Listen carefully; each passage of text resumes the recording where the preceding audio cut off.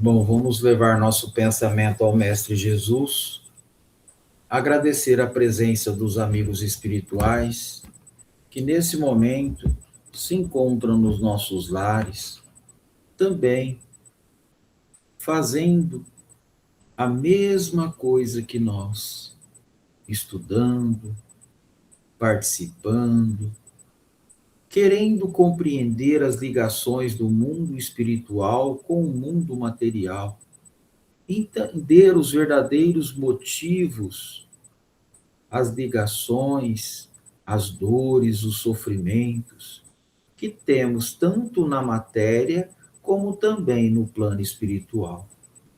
Que Jesus possa, nesse momento, envolver a todos nós com vibrações de amor, nos intuindo os bons pensamentos para compreender o estudo de hoje. Pai nosso que estais no céu, santificado seja vosso nome, venha a nós ao vosso reino, seja feita a vossa vontade, assim na terra como no céu. Ao pão nosso de cada dia nos dai hoje. Perdoe, Pai, as nossas ofensas, à medida que perdoamos os nossos ofensores, e não os deixeis cair em tentação, mas livra-nos, Senhor, de todo mal, do corpo e do espírito, de hoje e sempre. Que assim seja. Bom, deixa eu colocar aqui.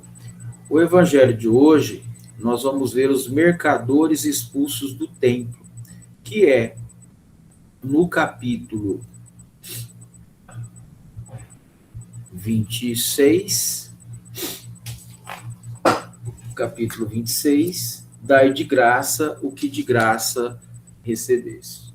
E hoje nós vamos fazer os mercadores expulsos do templo. Eles vieram em seguida a Jerusalém, e Jesus, entrando no templo, começou para expulsar dali os que vendiam e compravam. Derribou as metas dos cambistas e os bancos dos que vendiam pombos, e não permitiu que alguém transportasse qualquer utensílio pelo templo. Ao mesmo tempo, instruía, dizendo: não está escrito, minha casa será chamada casa de oração por todas as nações? Entretanto, fizeste dela um covil de ladrões. Os príncipes do sacerdote, ouvindo isso, procuraram meio de o perderem, pois o temiam, visto que todo o povo era tomado de admiração pela sua doutrina. Marcos 11, capítulo 11, versículo 15 a 18, e Mateus 21, 12 e 13. Jesus expulsou do templo os mercadores, condenou assim o tráfico das coisas santas sobre qualquer forma. Deus não vende a sua bênção, nem o seu perdão, nem a entrada no reino dos céus. Não tem, pois, o homem o direito de estipular preços. Esse item, ele é bastante, mas nos traz grande reflexão.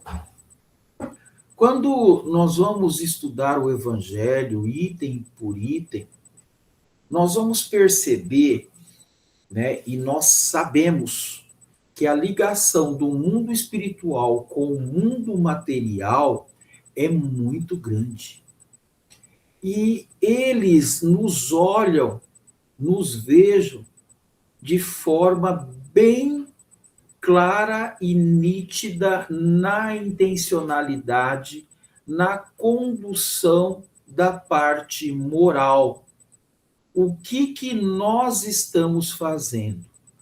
Mas quando nós olhamos essa parte e vê a entonação que o texto está dando numa fala do Cristo com relação ao que estava acontecendo dentro do templo, Jesus, né, usa de um tom bem forte para que nós analisássemos, né, como funciona ou como funcionava a conduta daquela população naquela época e instruindo como seriam os templos em todos os lugares do planeta. Mas quando a gente traz para a realidade e começa a analisar não só a religião católica, evangélica, a religião islâmica, mas no sentido todos nós, né? Como nós estamos agindo dentro de uma casa espírita, dentro da condução, né, da busca dos valores, vamos dizer assim, porque naquele tempo, né, virou um mercado, né? Tinha muita gente. E será que hoje, a gente fazendo uma análise, será que está acontecendo alguma coisa com relação a isso? Quando eu comecei a estudar o Evangelho, voltando na parte que eu falei, eu notei que algumas formas de angariar fundos dentro de uma casa levava algumas práticas, né? Logicamente, nós não vivemos, nós precisamos de dinheiro para manter. Eu estou trazendo um paralelo.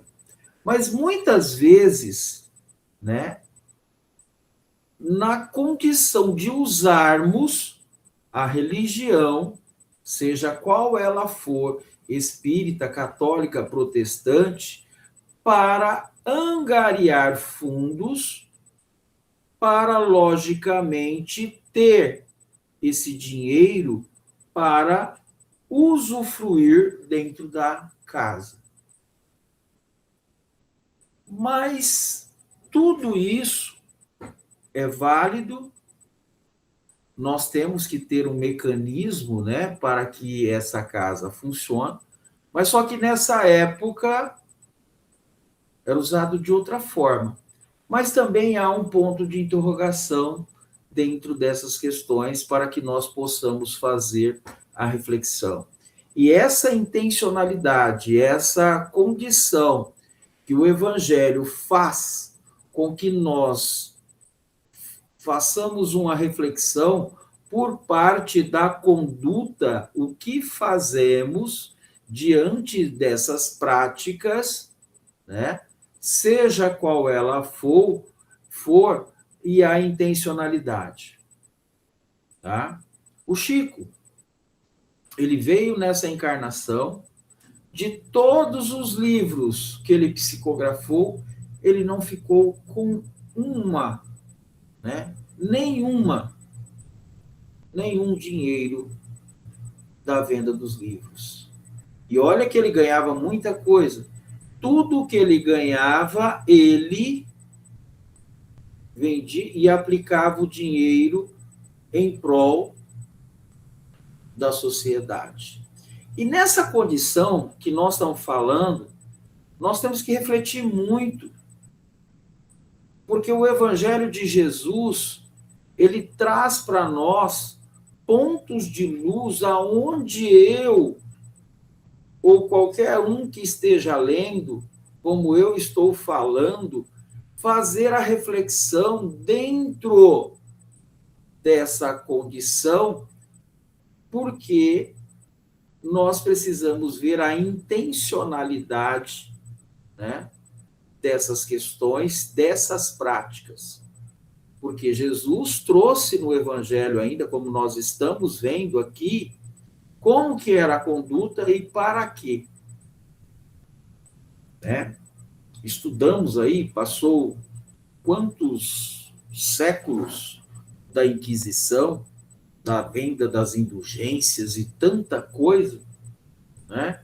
E que nós vemos hoje, no século XXI, práticas contrárias e aonde o Evangelho está trazendo reflexões para nós. E nessa condição aí, tem que ficar bem claro para nós. Uma casa de oração, qual é a finalidade dela? Né? Qual é a finalidade de uma casa espírita? Qual é a finalidade da doutrina espírita? O que nós estamos fazendo para que nós, ao lermos essas partes do Evangelho, para que nós possamos compreender e fazer uma inferência dentro do texto lido com a nossa prática, seja dentro da casa espírita, seja dentro da Igreja Católica ou qualquer templo religioso, tá? É nessa questão que cada lição do Evangelho ela é muito profunda, né? Nós vamos fazer tal coisa, mas qual a função, né, da venda? Em prol do quê? Qual a finalidade? Em nenhum momento nós estamos falando, mas é preciso ver a intencionalidade, os motivos, né, quando nós vamos fazer a leitura. Eu sou muito cauteloso nas leituras do Evangelho com relação à profundidade que nos fala dentro da nossa conduta.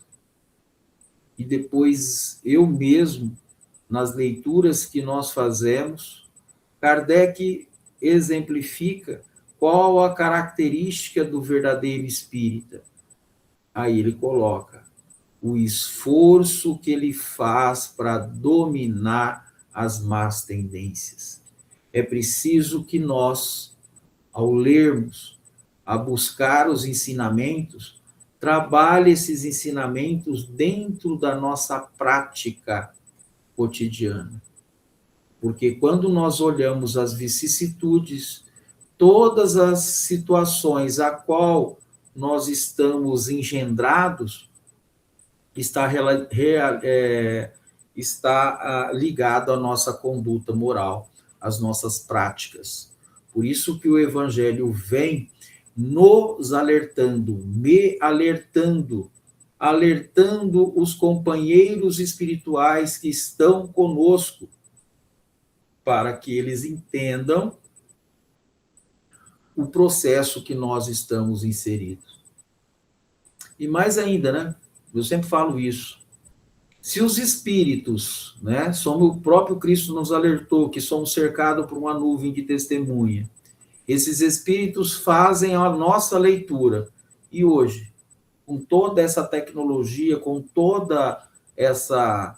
As leituras agora estão sendo feitas por todos nós, inclusive por essas crianças que nos olham e fazem as observações não do jeito que era feito no passado, a pedagogia do meio, mas uma leitura dentro da nossa postura moral, né, para que ela possa chegar. Como é que eu vou falar?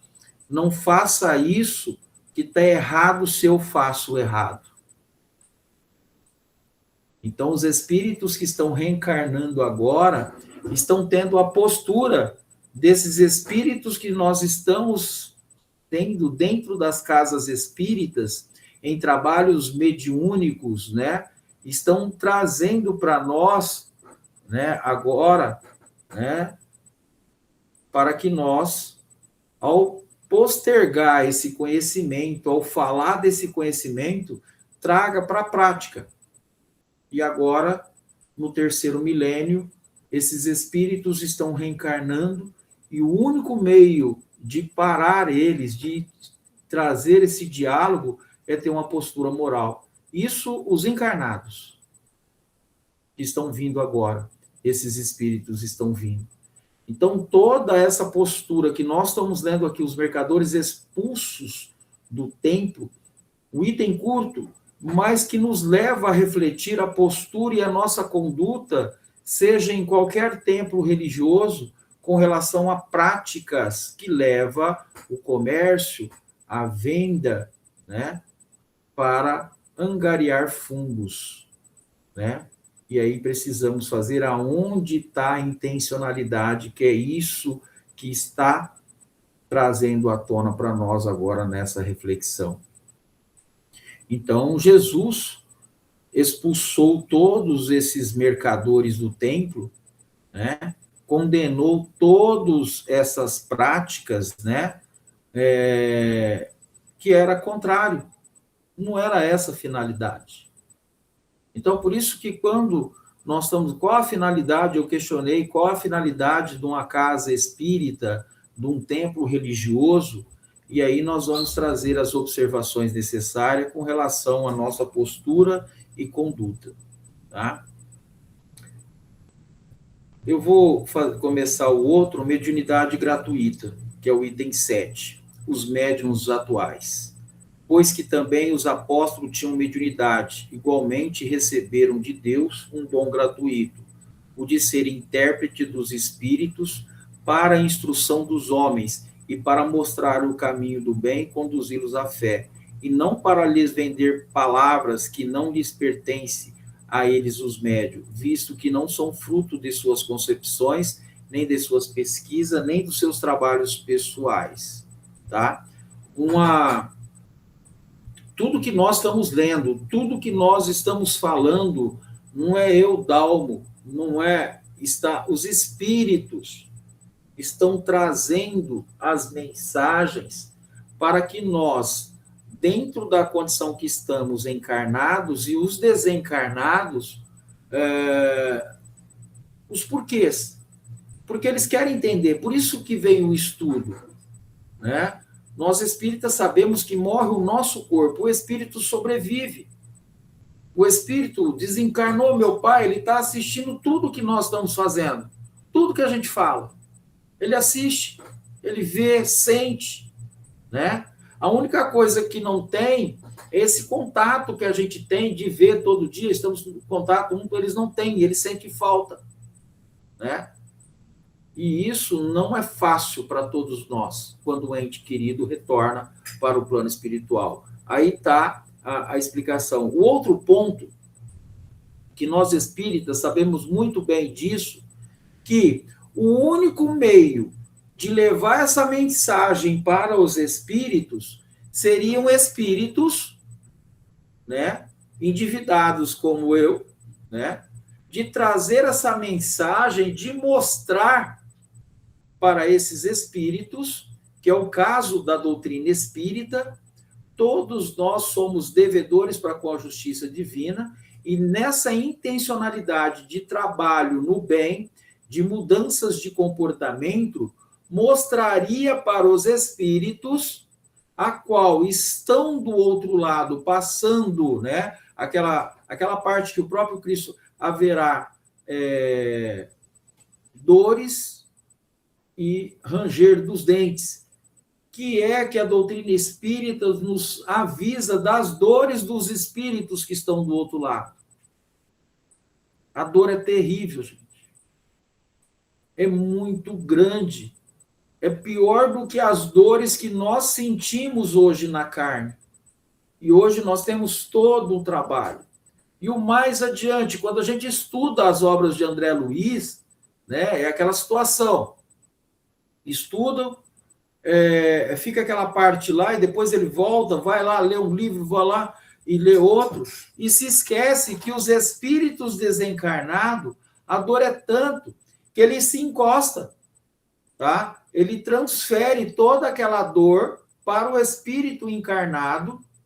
É lá que advém que é permitido por Deus essa ligação, né? Porque essa ligação, quando André Luiz começa a trabalhar nos mecanismos da mediunidade e falar isso, muitas partes estavam implícitas dentro dos textos. Tá? E muita gente também não gosta de ler e não busca as informações. Tinha coisas que eu pensava assim, só comigo, será que eu estou doido? Será que é só eu que estou vendo isso? Então é lá que os espíritos falam assim, eu quero remédio. E ele se encosta perto de outros espíritos, passa toda aquela carga fluídica, tá? E é lá que vem a outra parte, que é também tudo monitorado pela espiritualidade superior, tá? Por Deus, é permitido.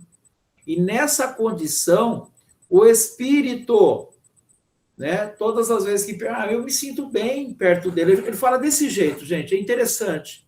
Eu me sinto bem quando encosto perto dela. Não é que sente bem.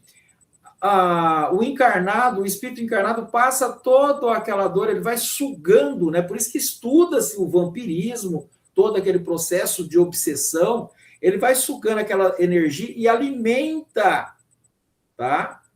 Mesmo que numa condição fluídica, e ele vai se sentindo bem.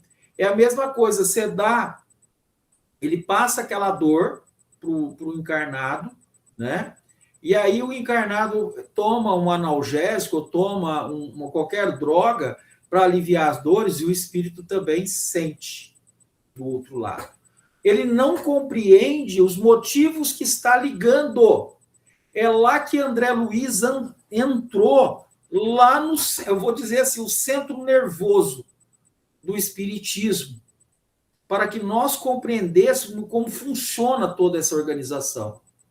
Hoje eu falo aqui com bastante propriedade, mas dentro de um centro eu nunca consegui falar, porque eu lia, estudava, vivia o procedimento de como acontecia, né? E muitos procuram os centros passam informação, passam que tem que estudar, ou muitas vezes, se duvidar, orienta para o espírito ir lá para um trabalho mediúnico, que às vezes não precisa, tá? É preciso o acompanhamento médico, da parte científica, e também o trabalho de conscientização do espírito que habita aquele corpo, que precisa trabalhar agora a outra condição, a mudança do comportamento moral, de atitude, entender o processo. Então, quando acontece isso, agora o espírito que está do outro lado vai compreender, tá? Que é isso que falou, a instrução vai aliviar as dores. Por isso que o Cristo falou assim: quem beber da minha água nunca mais terá sede. O Espiritismo veio lá e trouxe todas as informações necessárias para que nós bebêssemos dessa água e saciássemos a nossa sede, e a orientação para os espíritos do plano espiritual que estão em sofrimento entenderiam qual era o trabalho de Jesus frente à grande obra do seu evangelho e o papel do espiritismo hoje, tá? Então, Deus quer que a luz chegue a todos, não quer que o mais pobre fique dela privado e possa dizer: não tenho fé, porque não pude pagar, não tive consolo de receber encorajamento e os testemunhos de afeição do que pranteio, porque sou pobre. Tal a razão que a mediunidade não constitui privilégio e se encontra por toda parte. Fazê-la paga seria, pois, desviá-la do seu providencial objetivo. E olha só o que ele está falando aqui da mediunidade, né? Quantos? Ele fala no item, né, dos vendilhões do templo, dos mercadores, e agora fala das mediunidades. Já pensou? O próprio Cristo, gente, quando estava na Terra, ele mesmo falava: quem tocou nas minhas virtudes? A procura, né? Então, o médium, ele tem a sua função, a sua finalidade, mas não é ele. E aí eu preciso entender o que é ser médium, o que é mediunidade. Eu preciso compreender. Então, hoje, nós sabemos que tudo foi aquilo que o Chico fez. Como que ele ia vender um livro, pegar esse dinheiro para ele, se os livros, ele como médium, ele só foi intermediário dos espíritos. A doutrina é dos espíritos, não é do Dalmo. Por isso que a coisa hoje, dentro do centro, a gente tem que tomar muito cuidado quando se valoriza, seja o dirigente, seja os médiums dentro da casa espírita. É tipo dar um empurrãozinho para que ele entre num estado, aí eu vou lá e estudo, que nem ontem nós estudamos os tipos de obsessões, né? Fascinação, subjugação. A fascinação é o pior, tá? O próprio médium cai nessa situação, né? e não compreende, não sabe, porque quando ele estuda a obsessão, mas como funciona isso? Aí vamos lá na obsessão sutil, para a gente entender os mecanismos daquela pergunta que Kardec faz aos espíritos e pergunta: qual a ação dos espíritos sobre muito mais que imaginando? Vocês imaginam, somos nós que dirigimos. E aí, quando eu vou para o livro dos médiuns, eu começo a estudar isso. Eu começo a estudar as questões de obsessão e não me dou conta que só porque eu sou médium eu estou livre da obsessão. Pelo contrário, você é o mais fácil para cair nela, principalmente se não estudar. Por isso que nós estamos lá trazendo os tipos de médiums para que a gente tenha noção, tá, da responsabilidade que é essa doutrina. E todo cuidado é pouco. Todo cuidado. Principalmente no olhar para aquele que está falando, como eu estou falando aqui, que muitas vezes vocês olham e falam: o Dalmo está falando para nós. Estou não. O primeiro aqui sou eu. É a mesma coisa que subir numa tribuna e estar ali falando, ele achar que está falando para todo aquele povo. E, na verdade, foi nessa função, quando eu vou estudar a mediunidade, e aí eu vou ver a responsabilidade que tem, né? Porque os espíritos que nós conquistamos, né?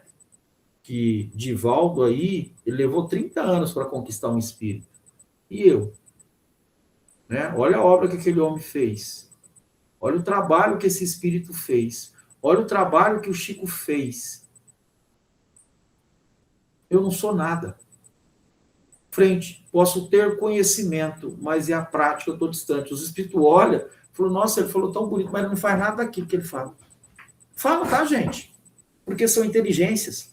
Como que eles olham, eles estão nos olhando, não é para que eu leia, reflito e pratico. E eles compreendem que toda essa trajetória de Jesus, Jesus colocou e usou todos os instrumentos dessa escola, que se chama Planeta Terra, buscando meios, métodos, para que os espíritos compreendessem de como funciona essa dinâmica. E não impediu ninguém. E foi lá e falou assim: ó, quem com o ferro fere, com o ferro será ferido. Quem com a espada fere, com a espada será ferido. E foi nessa condição que os próprios espíritos são entregues às suas próprias convicções, a seus próprios valores, à sua própria conduta. E muitos de nós, né, se duvidar, quando a gente faz a leitura e pergunta assim: ó, o que eu fiz para Deus? Deus vai olhar para mim: você não fez nada. Mas para o próximo, você fez muito. E aí a gente começa a olhar toda essa organização que lá no livro, no Evangelho, está falando: somos um planeta de provas e expiação. E muitos espíritos estão olhando e falando: agora estou entendendo porque eu estou lá do lado da dona Emília, do seu Aécio, da minha mãe. Eu não sabia. E aí vai lá no trabalho mediúnico que eu quero falar para ele: você tem que se afastar. Mas eu não consigo. Mas por que ele não consegue? Ele não entende. Eu preciso trazer toda essa parte de instrução, de estudo, para que o encarnado possa instruí-lo acerca da situação. Isso pode demorar 1 ano, 2, talvez uma encarnação, talvez 2, 3 encarnações. Jesus sabia disso e deu o tempo necessário para cada um de nós. Aos médiuns espíritas, a responsabilidade tremenda, porque essa nossa é preciosíssima. Ela é preciosa demais, gente. Porque nós não vamos ter aquela condição que o Cristo falou lá na cruz: perdoa, Pai, que eles não sabem o que fazem. O Dalmo sabe.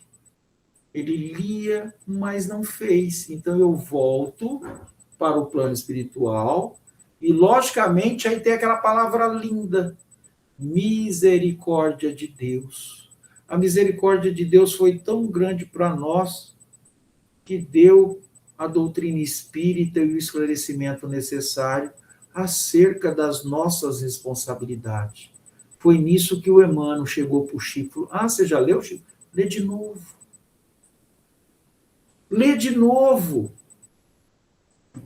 Porque o Chico e o Emmanuel sabia de todo o processo que está vinculado o encarnado com o desencarnado. Os fios são invisíveis e o processo de ligação remonta a sucessivas reencarnações. E aí vem toda a estrutura da codificação com as funcionalidades de uma casa espírita de educar médiuns, de educar frequentadores, de fornecer elementos para que desenvolva a fé raciocinada em esclarecimento com a condição de postura comportamental de ordem moral, explicando os verdadeiros motivos das dores do encarnado e do desencarnado. Tá?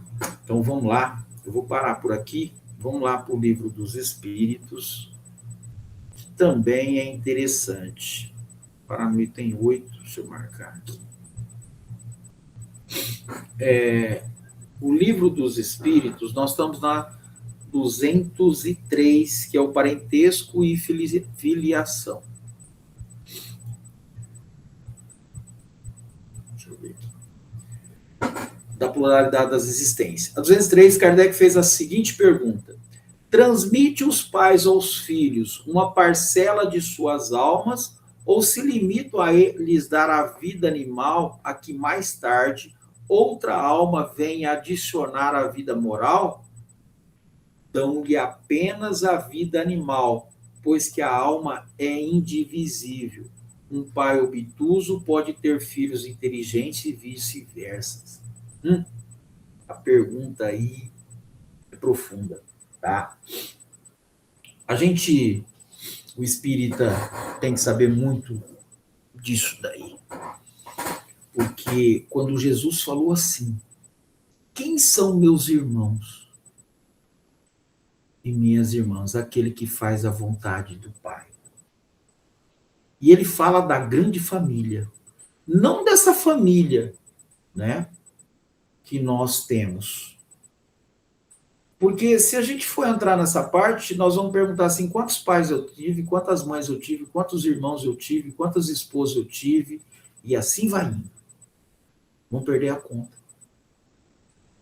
A inteligência, gente, quando nós vamos na pergunta que Kardec fez aos espíritos, o que é Deus, os espíritos foram lá: inteligência suprema, causa primária de todas as coisas. E aí depois, nós vamos lá, numa célula. Eu sempre falei isso, volto a dizer, uma pequena gota, uma placa de Petri que é colocada, um vidro em cima do outro, mas uma gotinha bem pequena, ela espalha um pouco, a gente olha no microscópio e a gente vai ver a vida. E vai ver bem grande vários milésimos, bilhões, trilhões de células numa pequena gotícula muito pequena, aumentada num microscópio. Aí nós vamos entender a dinâmica do que está aí.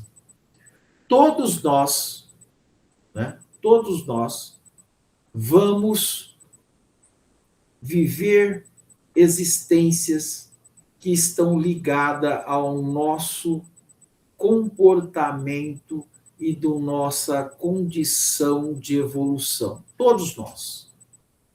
Famílias receberão, tá? Filhos. As ligações demandam muito séculos reencarnatórios que a gente não sabe. tá? Às vezes eu posso ter um pai que está lá do outro lado do mundo, eu não sei. Um filho que reencarnou em outro lugar, eu também não sei as ligações. Nós não sabemos, tá? Então, quando ele fala que a alma não é indivisível, mas é dado só o corpo. Só o corpo é dado. O espírito vai e habita aquele corpo. Independente da condição dos pais, ele vai receber os filhos inteligentes, como ele falou, e vice-versa, de acordo com a necessidade. Nós não sabemos. Nós não sabemos. Então, é essa condição que essa pergunta de Kardec estava sendo feita, porque se um espírito que outrora, numa encarnação, desenvolveu o grau de inteligência lá em cima, reencarna numa família que não tem nada a ver, o pai não é inteligente nem nada, ele recebe no corpo, ele recebe um corpo e ele vem.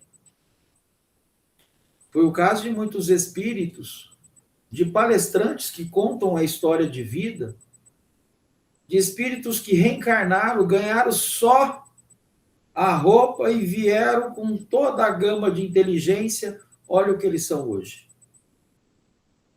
Tá? Então, essa condição do pai, né, não transmitir parte da sua alma, parte para o filho, não é daí que vem. Isso é fornecido o corpo. Né? Da onde vem o Espírito próprio, Cristo falou assim, ele cita a reencarnação, né, que ele sabia de como nós não sabemos para onde o vento vai, para onde ele vem, da onde ele vem. É dessa forma, tá? É dessa forma. E também nós não temos condições para entender. Hoje, nós podemos ser muito mais irmão de uma pessoa que trabalha comigo, a gente não sabe as ligações. Nós não sabemos, tá? Então, a indivisibilidade, como ele vai explicar agora, Miramês vai explicar. Os pais não transmitem ouvir parte das suas almas. A alma é indivisível, pois a alma é indivisível somente fornece os meios para os corpos se organizem. Tá? Vai dar a condição para ele, para se organizar. Tudo é feito por Deus, que criou as leis para tais operações. Então, tudo, gente, tudo. Nós aqui usamos o corpo, mas Deus está por trás de tudo.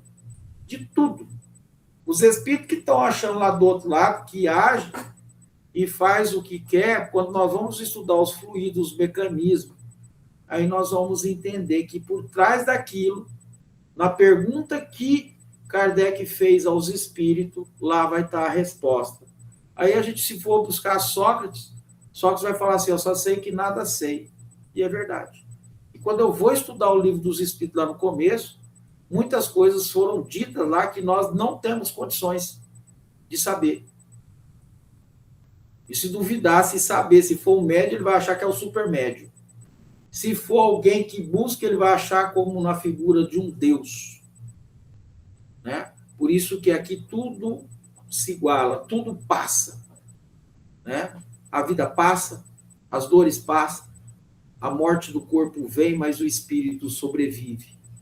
Ele só vem aqui só numa passagem, vivendo experiências humanas, e lá no plano espiritual vai ser perguntado o que você fez. Eu não quero saber o que você foi lá, né? Se você falou com aquele povo lá, se você lia tudo aquilo que você leu. Eu quero saber o que você fez daquilo que você leu, tá? Da prática, o que você aprendeu. E dentro dessa condição, quando a gente vai lá nas vicissitudes, a coisa vai mais além. Né? A espiritualidade, Deus sabe da capacidade nossa de cada um. E aí aquela fala que eu sempre ouvi, que eu queria entender, Deus não dá fardos pesados a ombros fracos, se deu porque pode carregar. E aí dentro, quando a gente começa a estudar a doutrina, e dentro dessa fala, nós vamos ver que em muita situação, aí nós vamos entender aqueles espíritos que vêm, morrem, desencarna cedo, das crianças, tem esse estudo também, tá?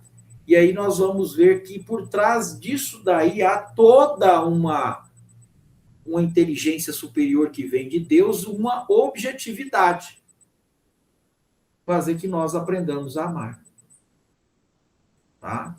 E aí que tá. Nós estamos aqui de passagem, vivendo experiências humanas, vivendo essas experiências para voltarmos, né, para o outro lado. Aí a gente vem, tem casos que a gente vem aqui e falou, então eu vim lá só para... Sim, você não tinha condição, vamos ver se na outra encarnação, aí ver se você consegue, né? Então, por isso que na erraticidade, que é o tempo mais ou menos longo, de acordo com a necessidade do espírito, o espírito também se desenvolve, ele evolui no plano espiritual, e a reencarnação ela vem como mola propulsora para fazer com que o espírito se adiante. No caso, o médium, né, ele é o mais endividado, ele vem com a gama de responsabilidade maior, né, faltou falar isso na outra parte, ele vem com a responsabilidade maior para que ele, na posse da prática da mediunidade, possa aí avançar mais rápido.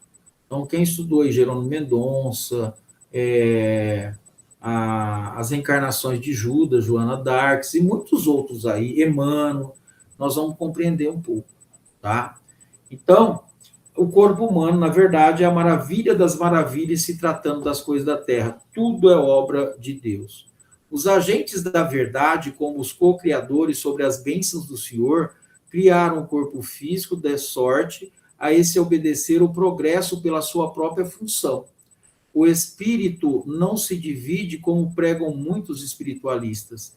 Ele somente anima quando reencarnado um corpo e não vários corpos materiais. A variedade de corpos, como já falamos, são sutis, integrando vários estágios da personalidade para que o espírito possa se manifestar. O espírito, gente, vem de acordo, tá? Essa inteligência superior que emana de Deus, tudo é certinho. A que a gente olha que pensa que está errado, não está, não, tá? Por isso que a gente não. A justiça de Deus vem, gente, e a gente muitas vezes não pode ter dó, tá? Foi o caso, né, que eu falei esqueci o nome, né, daquele do Chico foi visitar aquela menina. Ele passou vários meses ajudando e quando ele chegou na casa, aquela criança ali todo num estado deplorável, a espiritualidade estava cercando aquele espírito e dando todo o suporte necessário. Por isso que quando a gente acha que está sozinho, esses espíritos vêm, né, estão assessorados de toda sorte. E o Chico sabia disso, tá? O Chico, ele teve um papel muito interessante, né, que eu fui ver, falei, mas o que ele fazia? E aí que eu fui entender, porque muitos espíritos, eles não querem reencarnar, gente, e também não sabem a objetividade da reencarnação, eles não entenderam aquela parte, muitos, né, que haverá prantos e ranger dos dentes, ele não sabe do processo.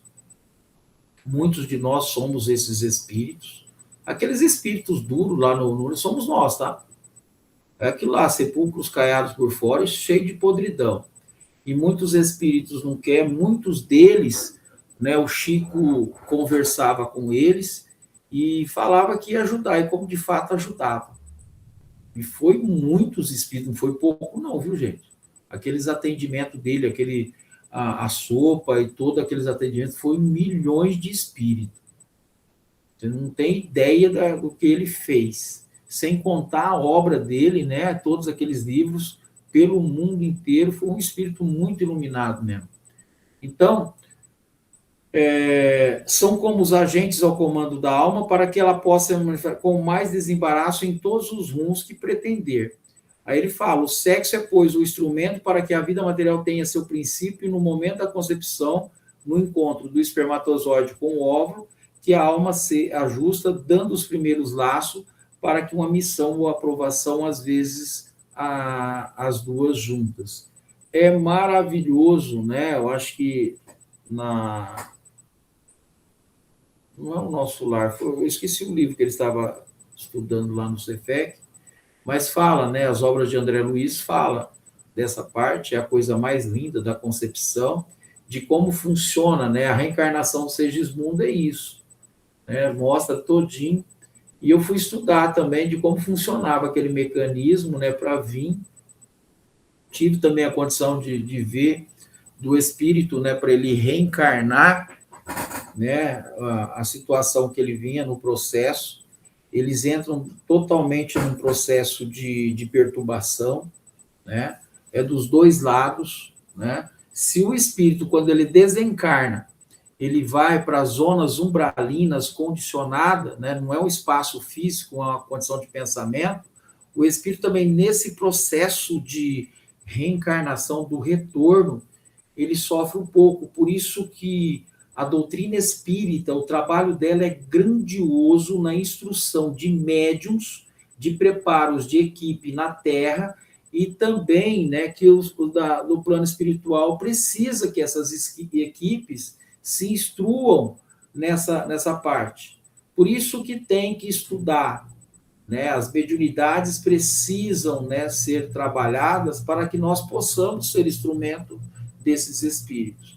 Então, da mesma forma que foi falado para André Luiz, né, que estavam preparando um espírito, né, para retornar à Terra e ajudar. E era o Chico.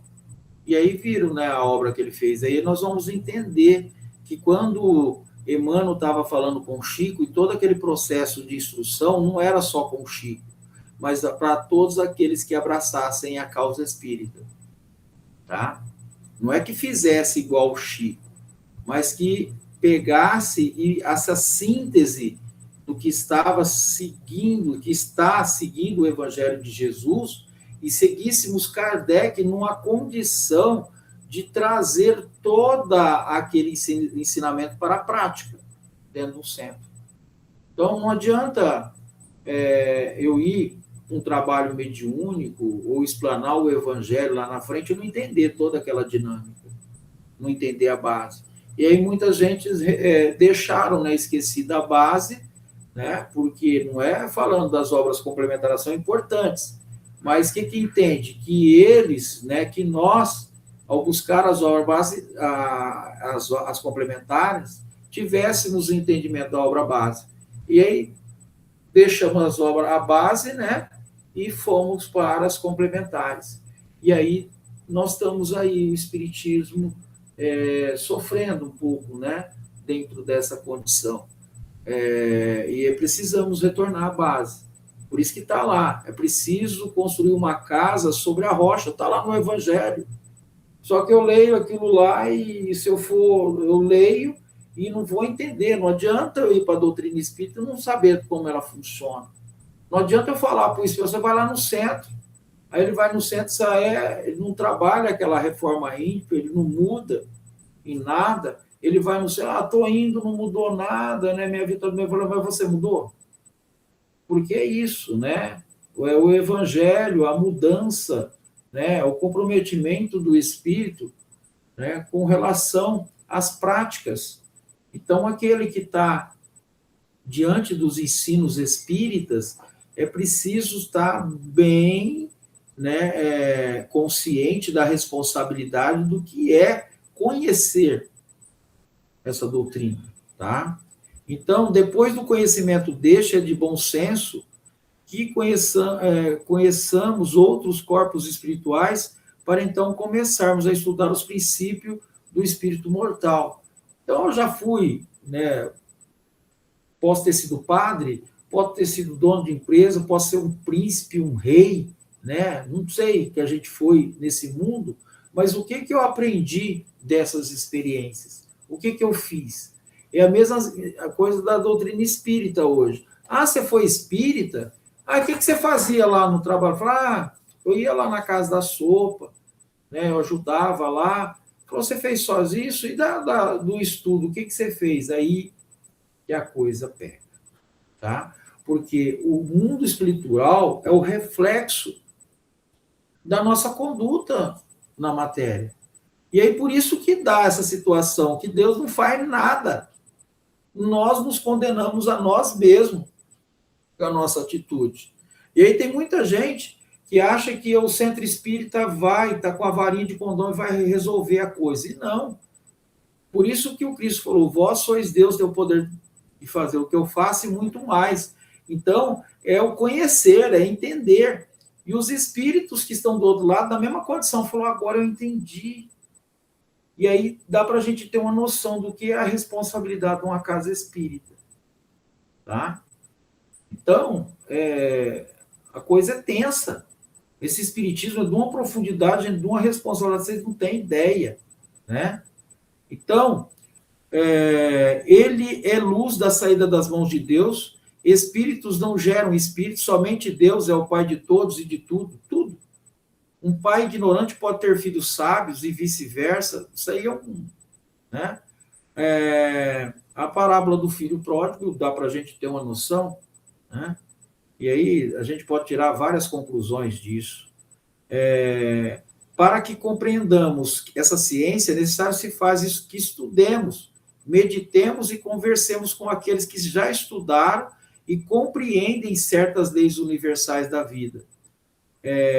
Quem não se esforça não aprende. O espírito não gera espírito. Repetimos, o mundo precisa da ciência espiritual e mais tarde, quando as pessoas estiverem preparadas, as próprias universidades vão ensinar a ciência do espírito. Usamos professores abalizados com interesse somente para prestar serviço ao que desejam aprender as leis imortais que vibram em todo o universo. Tá? Então, a doutrina espírita é a precursora dessas verdades e será reconhecida como tal no futuro, quando os mestres tiveram a necessidade de buscar nas suas páginas as primeiras lições da vida espiritual.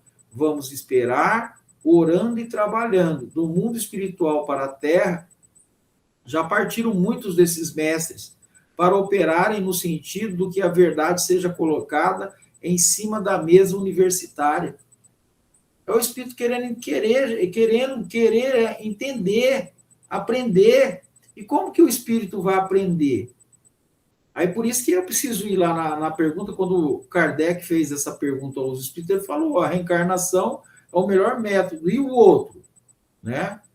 Aí o arrependimento, ele vai sofrer, não, eu não quero mais não, eu quero sair disso aqui, é muito sofrimento. Né? É a mesma coisa, para mim ir para a luz, eu preciso passar para as trevas. Aí eu estou aqui nas trevas, está escuro. Eu vou lá para a luz, se eu for para a luz, meus olhos vão fechar.